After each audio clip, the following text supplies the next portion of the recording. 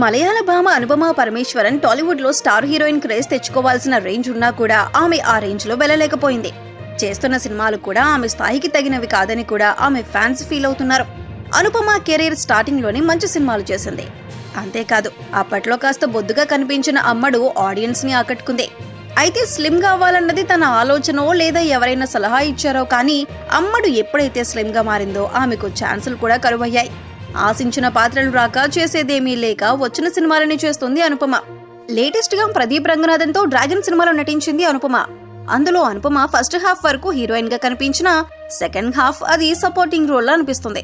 అనుపమతో పాటు ఈ సినిమాలో నటించిన ఖైదు లోహర్ స్క్రీన్ ని అట్రాక్ట్ చేసింది. అనుపమ ఈ పాత్రలో కనిపించి తన ఖాతాలో ఒక సినిమా పడేలా చేసుకుంది. కానీ ఆమె ఫ్యాన్స్ మాత్రం ఆమెను ఇలా చూడాలని అనుకోవట్లేదు. మళ్లీ తన లుక్ మార్చే విషయం పక్కన పెడితే అనుపమ ఇక మీదట ఎంచుకునే పాత్రలో అయినా బెటర్మెంట్ ఉండాలని కోరుతున్నారు. అయితే ఎలాంటి అవకాశాలు లేని టైంలో వచ్చిన ఏ ఛాన్స్ అయినా చేయాలని అనిపిస్తుంది. అయితే అనుపమ తన ఫ్యాన్స్ అందరూ తనని క్లాస్ గా ఉండాలని కోరుతుంటే అమ్మడు మాత్రం అసలు వాటిని పట్టించుకోకుండా వచ్చిన పాత్రలను చేస్తుంది. అనుపమలో ఈ మార్పు ఆమె కెరీర్ కు ప్లస్ అవుతుందో లేదో చూడాలి.